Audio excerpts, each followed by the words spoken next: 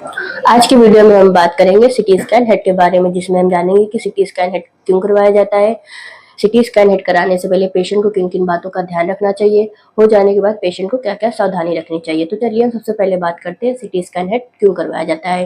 यदि किसी पेशेंट को लंबे समय तक vomiting, headache, vertigo, fits, one side body weakness, high BP रहता है तो डॉक्टर पेशेंट को सिटी स्कैन हेड कराने की सलाह देते हैं। अब बात करते हैं सिटी स्कैन हेड कराने से पहले पेशेंट को किन किन बातों का ध्यान रखना चाहिए। यदि किसी पेशेंट ने मेटालिक ऑब्जेक्ट पहना हुआ है, जैसे hair pin, nose pin, hair clip या कोई ज्वेलरी पहनी हुई है, तो उसको अपनी बॉडी से रिमूव कर दे। अब बात करेंगे कुछ महत्वपूर्ण पॉइंट्स पर, जिसे पेशेंट को डॉक्टर को जरूर बता देना चाहिए। सबसे पहला पॉइंट है, यदि पेशेंट कोई दवा ले रहा है तो इसकी जानकारी आप तुरंत डॉक्टर को दें। दूसरा नंबर, यदि कोई पेशेंट आयोडीन युक्त पदार्थ जैसे कॉन्ट्रास्ट या फिर किसी दवा से एलर्जी है तो इसकी जानकारी आप डॉक्टर को तुरंत दें। यदि कोई महिला जिसका सिटी स्कैन होना है वह गर्भवती है तो इसकी जानकारी आप तुरंत डॉक्टर को दें। ऐसी कंडीशन में गर्भवती महिला का सिटी स्कैन नहीं किया जाएगा। सारा प्रोसेस कंप्लीट हो जाने के बाद पेशेंट को सिटी स्कैन रूम में ले जाया जाता है, जिसमें पेशेंट की प्रॉपर पोजीशनिंग सेट करी जाती है और पेशेंट को यह बताया जाता है कि टेबल में लेट जाने के बाद कोई भी मूवमेंट ना करे।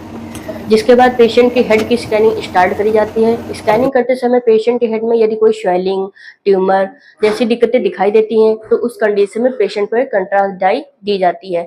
कंट्रास्ट देने से पहले पेशेंट को एक कंसल्ट फॉर्म फिल कराया जाता है, जिसमें पेशेंट की प्रॉपर हिस्ट्री ली जाती है। इसमें पेशेंट का नाम, पता, संबंधित डॉक्टर, सिग्नेचर आदि ली जाती हैं।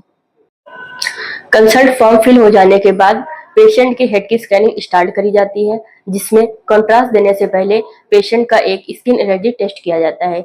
स्किन एलर्जी टेस्ट हो जाने के बाद यदि पेशेंट को vomiting, breathing problem, red spot जैसी समस्या हो रही है तो इसकी जानकारी पेशेंट तुरंत अपने संबंधित स्टाफ को दे।